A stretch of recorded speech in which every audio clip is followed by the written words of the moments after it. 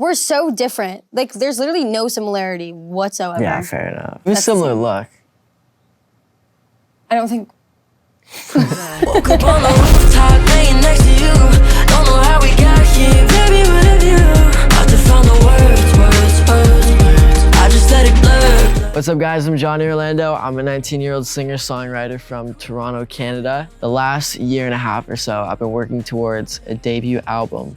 And in this process, I've teased things and people have started claiming tracks for their own. So because of fans claiming tracks before they've even heard them, I've decided to put a twist on this. And we've created a show, Claim a Track, where I have my artist friends on and we listen to each other's music and then claim our favorite track.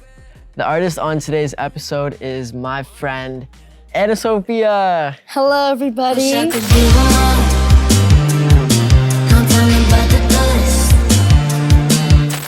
And then I met 3 years ago? The beginning of 2020. Literally before the world shut down, like Right literally before. January 2020. Anna has been making music for a long time, such as myself. How old are you, like 14, 15? I was 14 when I started writing. And your debut single was Self-Aware Bitch. That was my debut EP that came out literally like February 2020, just a month after we met.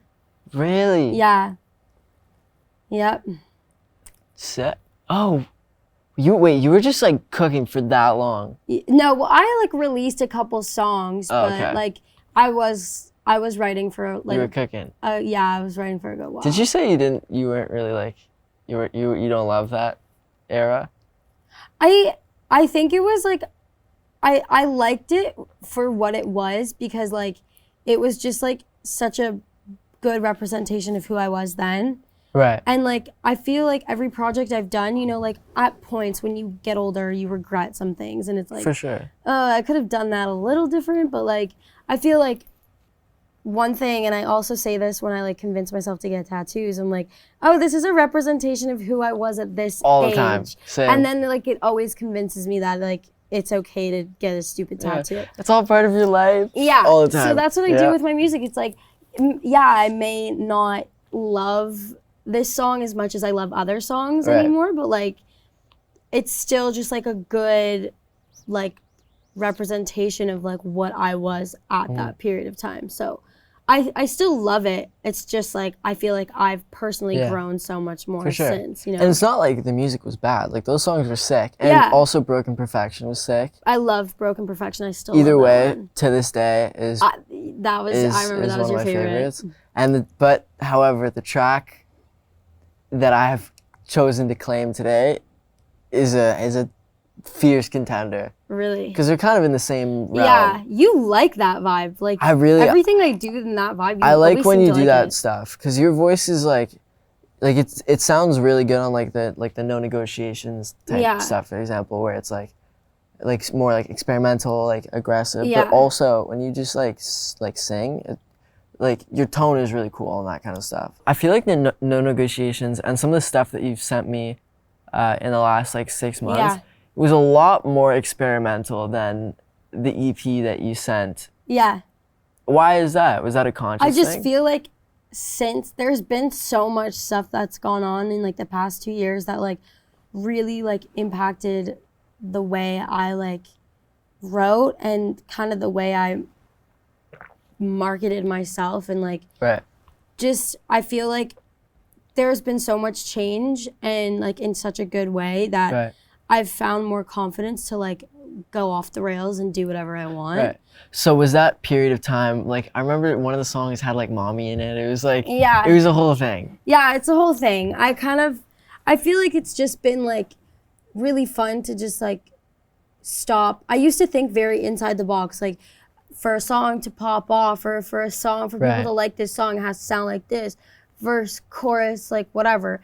And for me, it's just been like, and I feel like for so many people that are listening to music as well, it's like, I feel like we just don't care about that anymore. And it's like, it's a lot of the same. And I honestly have just been like wishing that would happen one day. And since it started to like take place, it's like, finally, I'm like cool with like going crazy. Right. So you're experimental. Would you call it a phase?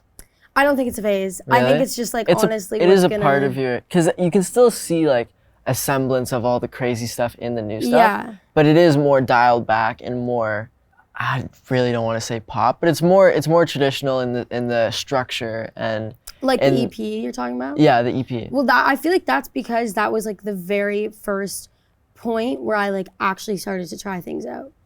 Oh, so all of these This songs EP came even before No Negotiations. Yeah. I literally wrote No Oh. Negotiations like a month before I released it. Really? Yeah, it was like really quick turnaround. Okay, that makes a lot of sense. Yeah, no, I literally, that EP, I started writing actually in 2020. I wrote it throughout all of COVID. Really? Quarantine. And yeah, so that was kind of like my very beginning of like figuring out like experimental music and like trying new things. I call it like experimental pop because there still are like elements of for a sure. pop sound, which will always kind of be the case. Like pop is such a broad genre in its Right. own. But like I kind of call it experimental pop, although like I don't really love to like use genres in my music. Like I don't love Right. to like call it a genre. Like Right. I feel like It that's is definitely hard to nail this stuff down. yeah, like Especially the stuff that you're making. yeah. But I feel that was literally like, I mean, Caged Birds Don't Sing was, which is the second track, Mm-hmm. was probably that was the very first song I ever tried to go like experimental. Really? Yeah, And it, that like, one's really sick. yeah, that one's like literally my favorite one. I Yeah. wrote. Okay, that makes a lot. So I thought this is like, has been like the last like 3-4 months. No. And so I thought you like went crazy and then dialed it back. No, And like, no, I like I was like starting Right. and then it's just like going off. I now. feel like, but if you want to like make more dialed back stuff, now you have the parameter. That's You've what I- made like the self-aware bitch, and then you've Exactly. also made the no and negotiations. that was like my goal was like so you can play around in between. yeah, and that was Right. the goal was like making it like a broad spectrum, so Right. it's like I can mess around and people aren't gonna Right. be like, what the hell? It's gonna like Right. it's gonna make sense and be like, okay, Right. she's done something like this before, like this makes sense, you know? Right. I feel like you've also kind of gotten that as well. Like you send me every one of your songs and it's Yeah. like I feel like the more and more you send me too is like there's more and more of like an experimental aspect. Like even like in For sure. you know, like every time I text you, I'm like, oh my god, this melody's like really weird, but like Yeah. super cool. Like I feel like you've started to do that as well, which I've been really liking. If I had to describe your EP, I would say it's definitely follows like pop standards, like verse, chorus, kind of. There's also definitely like parts in some songs, like just parts, you know. But really cool. And sometimes, especially with your stuff, the melodies are so sick, and also the beat is doing a lot, so it's hard to tell kind of what if it's a pre or if it's a Yeah. you know, a part or a B or something. Yeah. B melody. It's kind of like rocky, but also funky, but not really. There's like a million elements. There's a whole lot of elements. Did you have any like inspiration on this? The way I like, basically every time I have a session, I come in with an inspiration song. Oh, okay. But the main goal for us in every session that we do, which you can definitely hear, what you've literally mentioned, is every time we write a song, the main goal is to get a switch up. So it's Yeah, like, what switch up are we true. doing today? So we're trying to True. like build that to be like my thing. Like, oh, here comes a switch up. We're just gonna do Right. something random. Right. So that's kind of been the whole like way we do it is we have an inspiration song, how we're gonna make it our own, and then how are we gonna do a switch up. Right. Do you ever make a switch up and then want to like make the switch up the song? Do you know Yeah, what I but mean? it takes a lot of a lot of self-control. yeah. I did one switch up. It was like the bridge on one of them. Okay, yeah. You sent me that a long time ago. Long time ago. And then we added the bridge part, the you can go anything you wanna go. And it's like that's a whole like it's like a JT type Yeah. of thing, which wasn't intentional, was not ripping my boy. But yeah. Is that hard? Like is there ever like a switch up where you're like, this could definitely be its own song? Yeah, but I feel like the best part about the switch ups is that it's not its own song, and it's like a moment. For sure. I do like not giving people exactly what they want, because there's a lot of that. Like every pop song is so gratifying. Like every melody is just that's the entire point, is to like give you a satisfying feeling at the end. There's enough suspension. Yeah, that's what I feel. But I feel like the way, like when I've been listening to your album, I actually listened to it. I was doing my makeup and I literally, the amount of times that I was just listening to the album and started singing along, and I was like, how do I know this? Really? And then I go back in our text and I'm like, oh my God, he literally sent this to me like a million years ago. But I feel like with you, it was like, when I was listening to it, it's like, yes, there's that pop element and they're it's pop music, but it's like, it's not the pop music that is like, okay, here we go, straight up pop song. Right. It's like really interesting, and it's like, I feel like, first of all, your voice just like fits every song perfectly. I mean, I remember when this song's already out, but when you showed me Don't, and I texted you, I was like, yo, I've been sad all day. And I like, Don't literally just made me so happy. It's like, I just feel like, yes, they're pop music, but like, it's like a vibe in itself. Like, it's strictly just like you, I feel like. Thank you. Thanks. That's nice. You're so That's a welcome. good compliment. It's pop, but it's not trash pop, is the best compliment, because I can't really pull off anything other than what I'm doing. Maybe I could, but not right now. I just feel like your voice suits it, and like your vibe suits it, and you come up with such perfect melodies for that kind of music.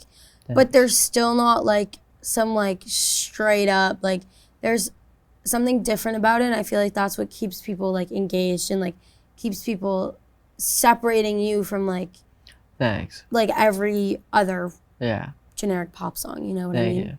I'm claiming Surround Me, which I think is not a surprise, because you sent me that song probably a year ago at this point. It was a really long time ago, for sure. I've always really liked it. Whatever I do, you just shit on me. Every time I try, if I make a sad song, shit on. No, not like talking. Oh, no, you like, just do it better. I do? Yeah. I was like, oh, Johnny, this is so trash. This is trash. No. Very supportive, but also you flex. You'll just show me a song and be like, wow, that is way better than anything I've ever done. That's a lie. We're so different. Like, there's literally no similarity whatsoever. Yeah, fair enough. Other than like, we know each other, and we both like, what do we like? We have a similar look. I don't think. Surround Me was a really interesting one, because I had no intentions of coming in writing a song about death. Right. So that song, I remember you explained it to me, but when I Surround Me and the way that it makes me feel, some of the lyrics for me are kind of hard to hear. Yeah. Probably because I'm so focused on everything else happening, but it feels to me like it's a feeling, either like it could be like an anxiety, depression thing, or just like an overwhelming feeling that's just hugging you, and you just want to stay there because it's comfortable for whatever reason. Yeah, like for me, so like. But what's it actually about? Yeah, so I started writing it because I like am a very firm believer of like a spiritual existence, and like kind of just like people on this planet that have like some form of like psychic thing. And I think the reason for me is because my entire birth and existence was predicted before it happened. Oh, you told me that, yeah. Yeah, and so like my mom had really bad back problems when she was younger, and it continued until she got like, I think they stopped like literally 7 years ago. So basically her whole life. Right. She's better now, so that's good. Did she get surgery? Yeah. Oh, cool. But did she like fuse? Did she have to fuse her vertebrae? She got like discs or something. I don't know. I was so young when it happened. Okay. But she started going to massage therapists that would always like just, help her solve, just solve the pain or like relieve the pain. And she asked her, she's like, what do you wish for in life? Just don't say it, think to yourself, whatever. My mom thought of a baby. Right. And then she came back a couple months later for another massage, and she was like, by the way, you're pregnant. My mom's like, what? And she's like, yeah, she's like, you're pregnant with a little girl. She's gonna have brown hair, blue eyes. My hair was brown. Right. She's gonna be born on September 14th. My birthday's September 13th. Wow. And she's gonna have some sort of talent, but I can't pinpoint it yet. Wow. And then the lady that was massaging my mom for she her disappeared back, and never came back.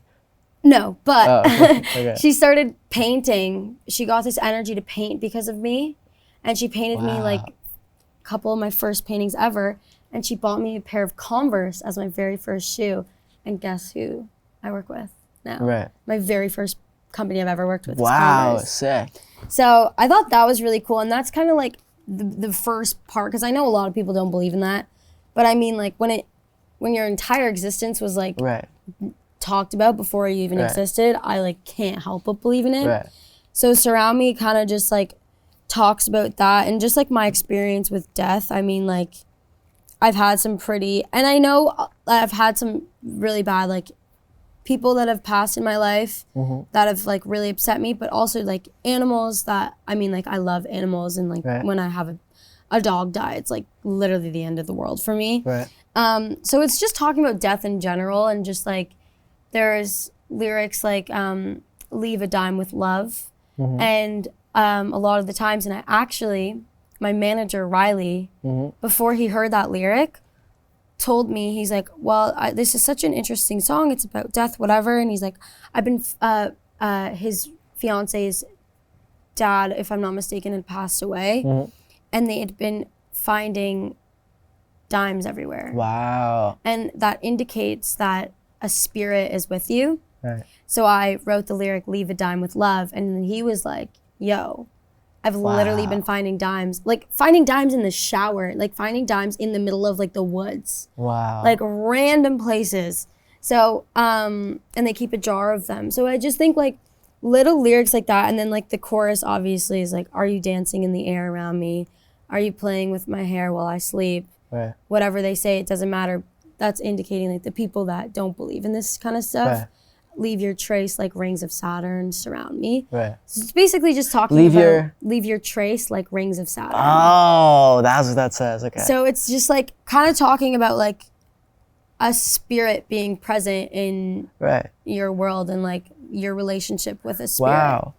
I like that it's like when you explain it, I completely understand what you mean and everything makes sense. But also, I feel like in the song, it's vague enough to where it means. Well, I didn't can want mean a it lot to of be things. like, you know, straight up like this is a This is death, song. yeah. This is literally death. But That song feels like the gates of heaven, and the strings are so fire. the strings, I'm actually gonna shout out who did the strings. His name is Aaron Paris. He was on Donda too. Really? Yeah, Sick. which is pretty cool. He's amazing. He's honestly like, he came in, wrote the parts real quick, did it, and it was perfect. We were like, we don't even need another take. Like, this is great. So that was really awesome.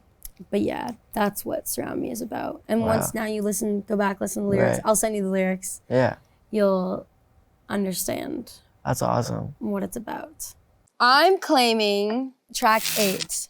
I claim that song because I remember when, I mean, you've sent me all of your demos from like an early point, but you've never sent me one that like was literally recorded in your bedroom.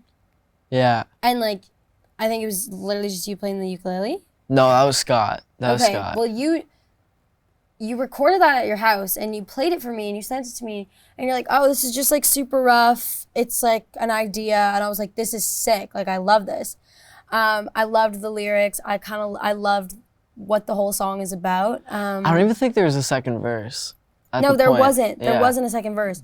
Like, it was literally that fresh. And then when you sent me the album, I listened to it. Yeah, and it has drums now. And it does. Yeah. And you also changed the melody a little bit in the verse. In the No. pre. Yeah. Yeah, I was so surprised. But I just remember when, like, you sent me it so long ago, and then when I listened to the song, when I listened to the album, I was just going one by one, like what you had sent me. I didn't listen to them in any specific order. Right. And I hear it and I was like, what?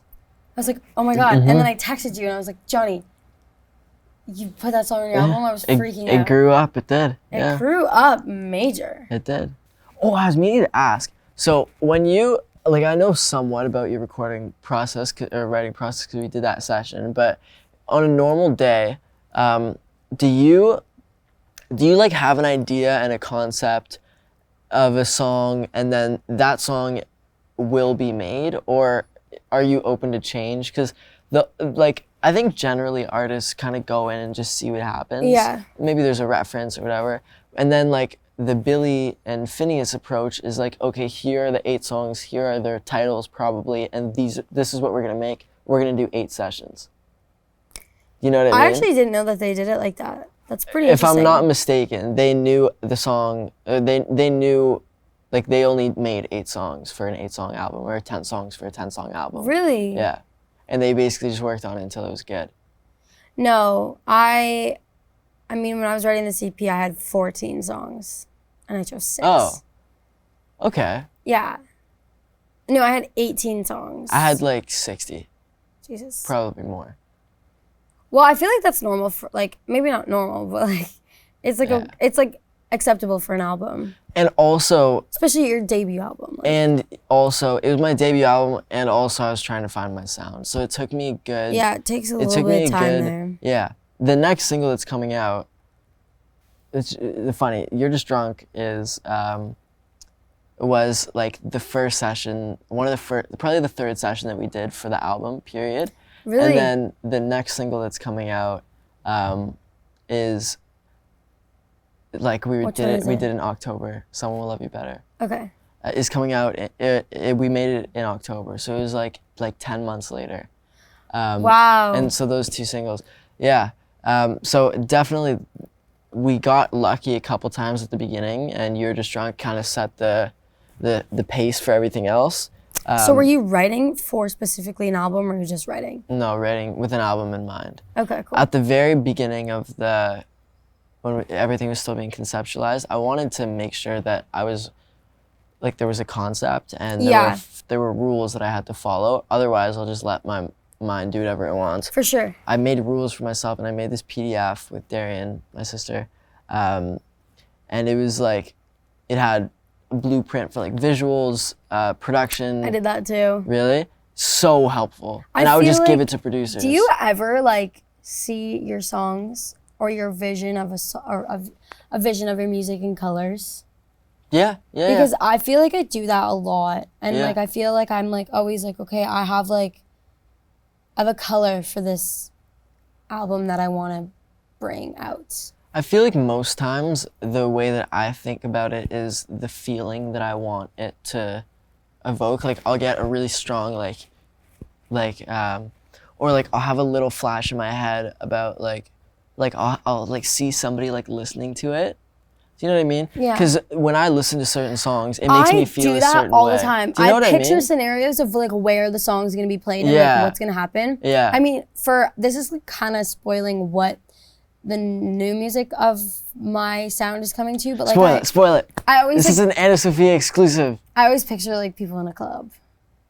Damn, okay. We actually, every time we write a song, you should try this because it's so fun. We put on either a music video or a random video of some sort and play the song behind it and see what it fits to.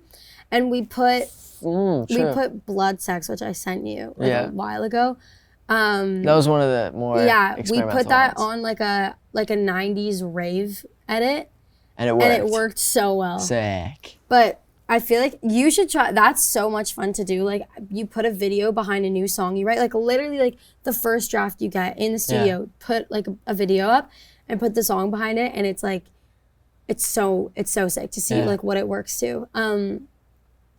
But like what was my track that I claim about? Like I know kind of obviously the lyrics are very they're very straight they tell up. you this story, right? But like I want a little more of like there's not much room for interpretation, but the way that the concept started I like was, that though, that there's not much room. And I've found that I really like writing stuff like that. Like I love saying things as simply as possible while also adding in some more abstract stuff. I feel you, and I feel like that's what I like about that song is that you are so like just like straight to the point that like I can literally picture all of it in my head. Yeah. I know exactly what you're going through. Like Yeah. I just think that's a cool thing about it. I think that's why it like stood out to me. Right. But like Thank what you. was more to it? I want to hear more. Wait, one more thing about that.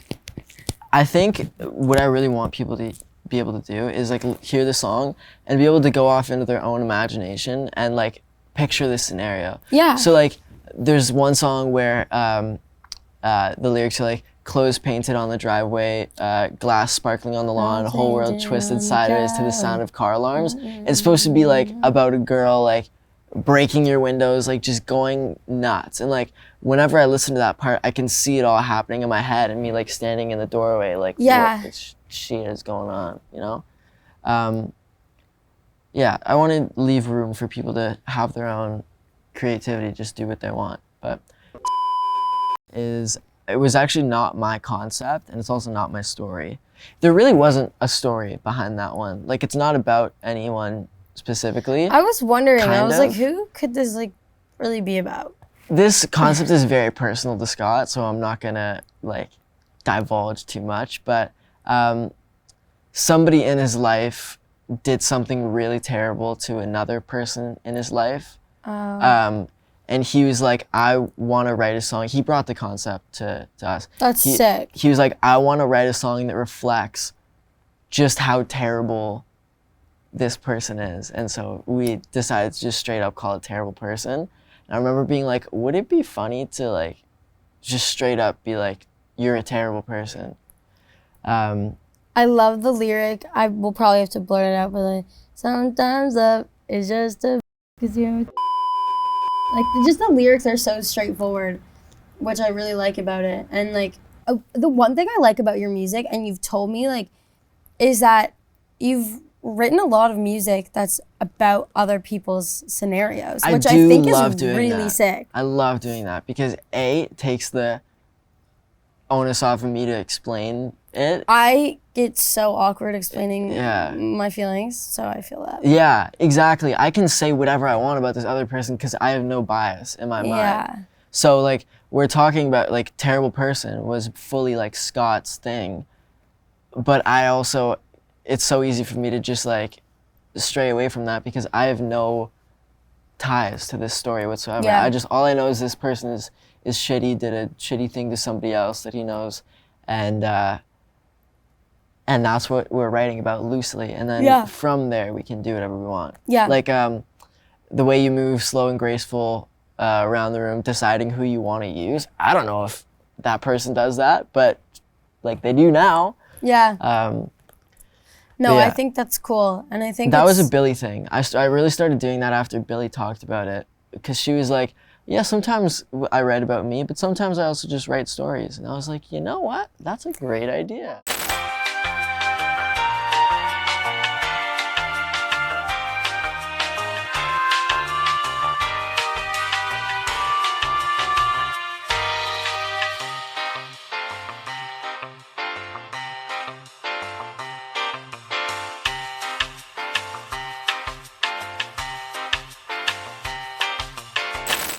Do you have anything, well, I know that the EP obviously dropped, but anything to look forward to? What are you doing this year? Yeah, so yes, the EP's out. I hope you're all enjoying it. If you haven't heard it, go check it out. I have a bunch of shows, so stay tuned. My social media will be where you'll see all that information.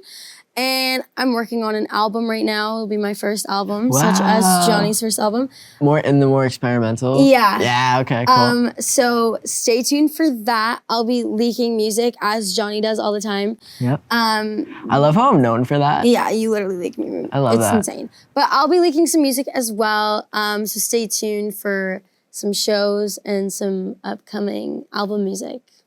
Thank you guys all so much for watching. I would love for you to pre-save my new music. You can do that on my website, johnnyorlandomusic.com, and look out for my debut album. Cheers.